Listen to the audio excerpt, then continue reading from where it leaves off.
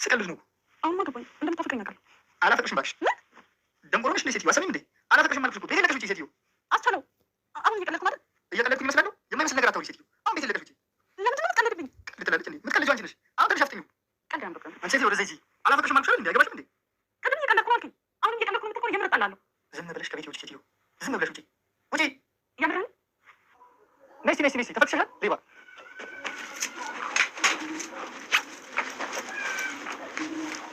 በይዘሽ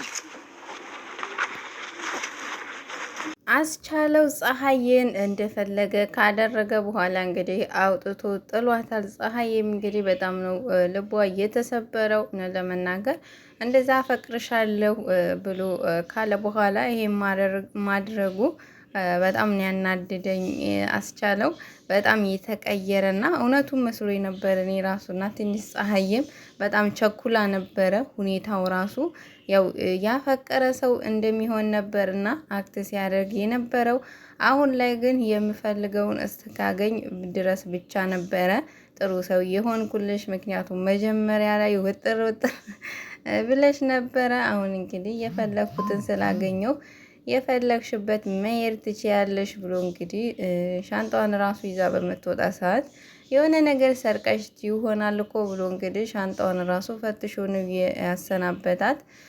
ፀሐዬ በጣም ነው ያሳዘነችኝ።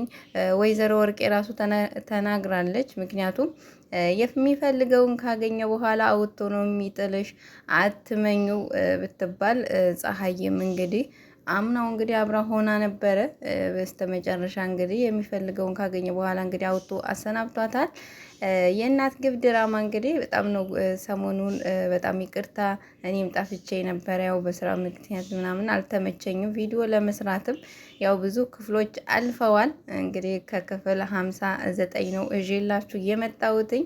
ከእንግዲህ የምኖር ነው የሚሆነው። ምክንያቱም ከዚህ በፊት ብዙዎቻችሁ ድምፅሽ ለትረካ ወይም ደግሞ ለድራማ አይሆንም እያላችሁ ነበረ። ያው እንግዲህ ለእናንተ ብዬ አይደለም ያቋረጥኩኝ፣ ያው ከስራ አንጻር ነው። ምክንያቱም ያው እስከቻልኩ ድረስ እሰራለሁኝ። ያው እናንተም ተቻላችሁ ጥሩ ነገር ለመጻፍ ሞክሩ፣ ካልቻላችሁ ደግሞ ዝም ለማለት ሞክሩ። ያው ማስተካከል ካለብኝ ደግሞ ይሄን አስተካክል ብትሉኝ አስተካክላለሁ። ግን ደግሞ አላቆምም ማለት ነው። እንግዲህ እየተሻሻልኩ መጣለሁኝ። ያው ትረካ ብዙም እርግጥ ነው አልችልም፣ ግን ደግሞ ከጊዜ ሂደት ብዛት የምችለውና የምለምደው ነው የሚሆነው ማለት ነው። እንግዲህ ምንድነው ብዙ ጊዜ የእናት ግፍ ድራማ ላይ ማለት ነው የወይዘሮ ወርቄ ክፋት በጣም ከመጠን በላይ ነበረ። ከወይዘሮ ወርቄ በላይ ደግሞ ዛሬ ደግሞ ክፍል 59 ላይ ደግሞ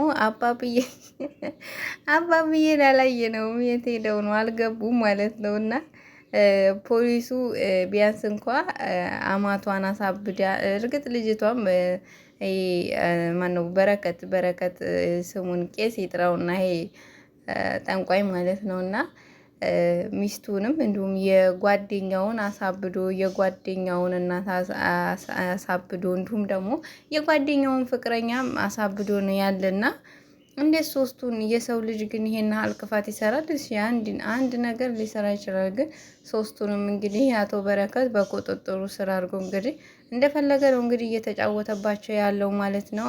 አሁን ደግሞ ቤቱን ታልሸጥኩ እያለ ነበረ። ያው እንግዲህ ፖሊሱም የአባብዬን ሚስት እየጠየቃትን ያለ፣ እሷም እያለቀሰች ነበር። የሆነ ሰዓት ደህና የሆነ ሰዓት እብድ ትሆናለች። በጣም ማለት ድራማው ከእውነት የራቀና የሆነ በጣም ክፋት የተሞላው እውነት ለመናገር የወዲት ክፋት ሊሆን ይችላል የሆነ ትንሽ፣ እሱም በእናቷ ነው። ያው የወዲት ደህና ትሆናለች ማለት ከክፋቷ ትመለሳለች ብዬ ስጠብቅ ጭራሽ ያክፋት ውስጥ ነው የገባ ነው። እና ይሄ ድራማ ትንሽ በጣም ተጋነነ። በጣም ምንም በቃ የሚሰራው ሁላ የሆነ ምንም መልካም ነገር የለበትም።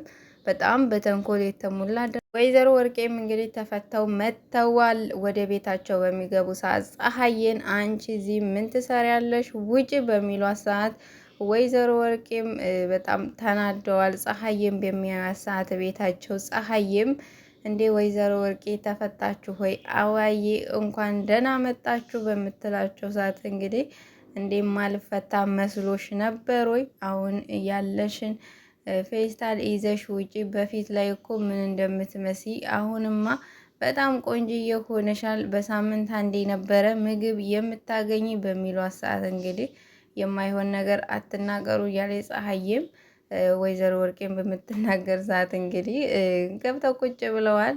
ፀሐይም ያላትን ቦርሳ ይዛ በምትወጣ ሰዓት አቶ አስቻለው አግኝቷት ምንድን ነው የልትሄጂ ነው በሚላት ሰዓት ወይ አባዬ መጥተዋል፣ ስለዚህ ውጪ ብለውኛል በምትለው ሰዓት እሱም እንግዲህ እንዴት ነው ከቤትሽ የምትወጪው? ቤትሽ እኮ ነው ብሎ መልሷታል። ወይዘሮ ወርቄም ልጄ መጣ ሆይ በሚሉ ሰዓት ፀሐዬ አንቺ ደግሞ ምን ትሰሪያለሽ?